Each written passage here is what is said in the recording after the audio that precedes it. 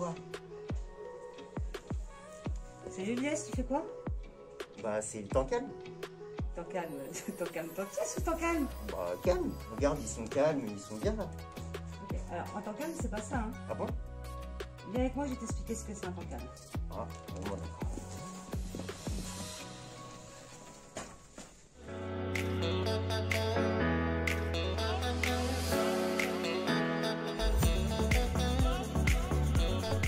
Bonjour à tous, nous allons vous présenter une vidéo sur le temps calme.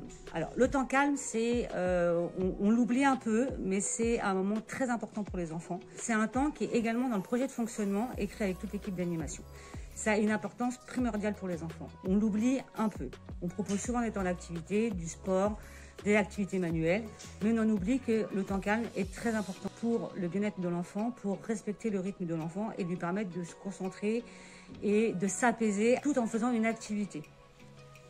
Dans cette vidéo, nous allons aborder la définition d'un temps calme, le pourquoi, à qui est-il destiné, quand, et enfin, vous donner quelques idées d'activités.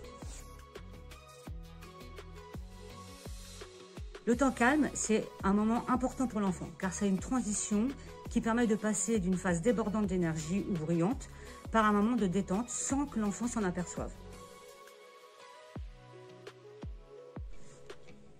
Pourquoi un temps calme en accueil de loisirs? L'enfant est stimulé par le jeu et la curiosité, la dépense physique lors des activités.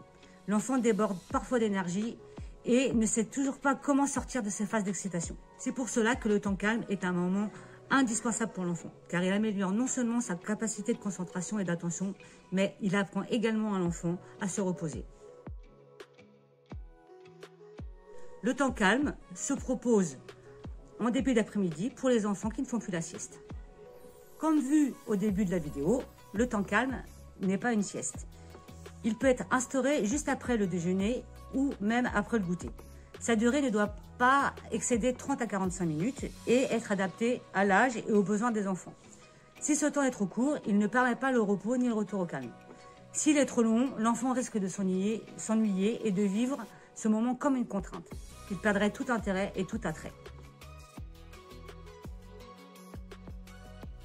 Nous avons de la motricité fine, découpage, collage, origami, sensoriel, pâte à modeler, de la détente, yoga, relaxation, contes et lecture audio, et également des jeux ludiques.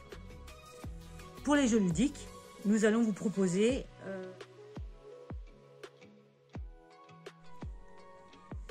pour le rallye histoire, chaque animateur va lire un livre à son groupe. Il lit et au bout de 5 minutes, il prend un marque-page et le place là où l'histoire s'est arrêtée. Les enfants changent de groupe gentiment et l'animateur recommence l'histoire pour le deuxième groupe. Ainsi de suite, jusqu'à temps que les premiers enfants se déplacent et reviennent à leur animateur principal. De là, l'animateur reprend là où il s'est arrêté avec son premier groupe. Et ainsi de suite. Petite astuce pour la rallye histoire, chaque animateur doit prendre un livre similaire en termes de nombre de pages.